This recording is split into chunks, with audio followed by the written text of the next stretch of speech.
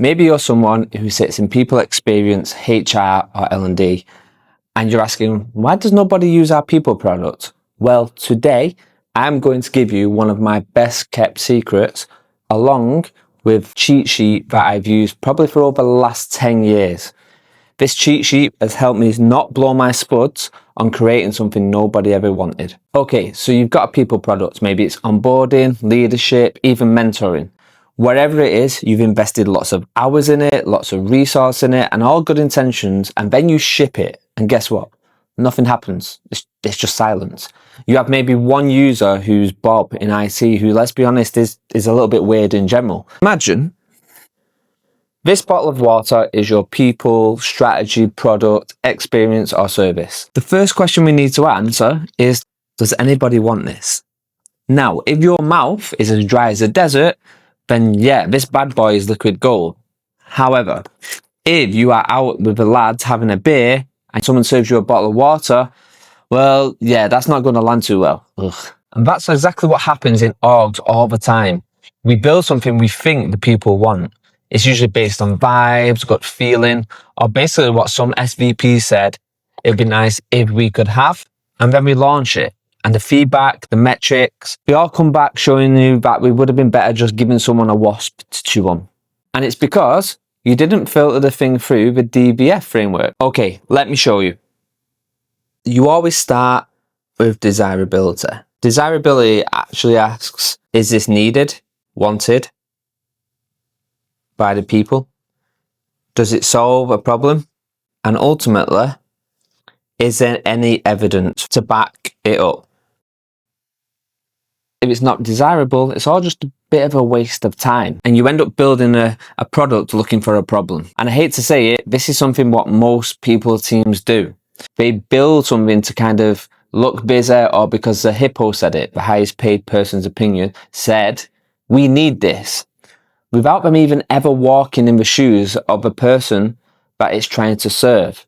If your people are thirsty for growth and for flexibility, and you give them a leadership e-learning from 2014, well, you probably built the wrong thing, which leads me on to the viability.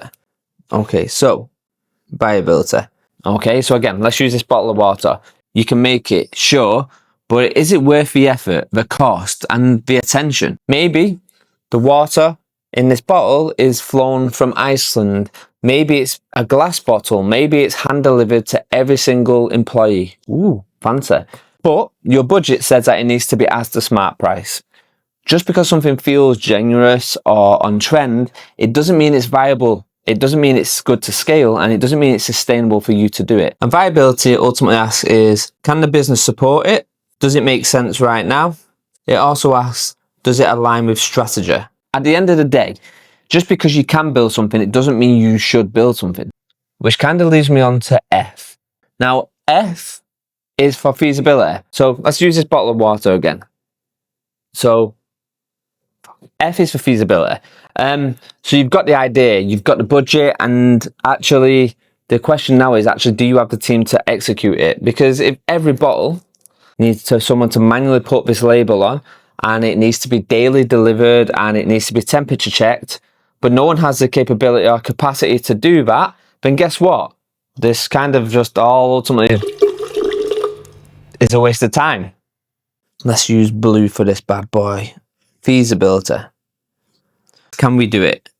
You as a business, can we do it? Do you have the right time, skills? Do you have the tools? And do you have the people? Because if you don't, you can have all this other good stuff, but when it comes to delivery, that's where it's going to die.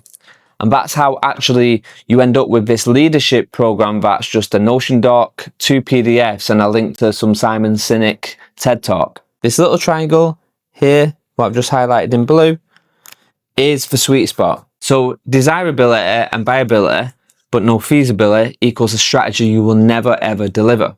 Viability and feasibility, but no desirability, equals pointless. You're not creating it for anyone. You've got desirability plus feasibility, but no viability. That equals a cool idea you just really can't afford to do. Only in the middle of these three, that's where the good stuff lives. That's where the good stuff happens. So let me give you a real world example. Let's say the exec gives everyone £100 wellbeing allowance, okay? Sounds great, but you've never asked your people, and it turns out that they didn't really want the next meditation app. Actually, what they really wanted was time back. They wanted hybrid working.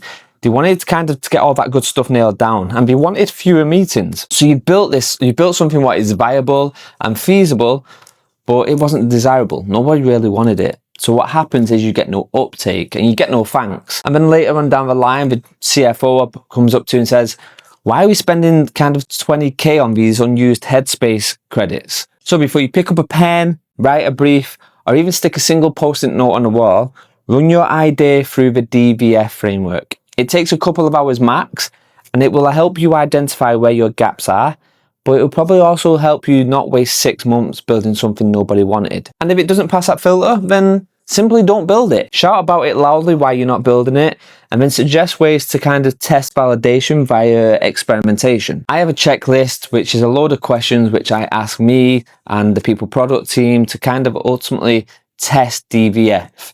I've used it for maybe just shy of 10 years. I'll drop the link in the bottom here. Use it, share it, and just look good in front of the boss.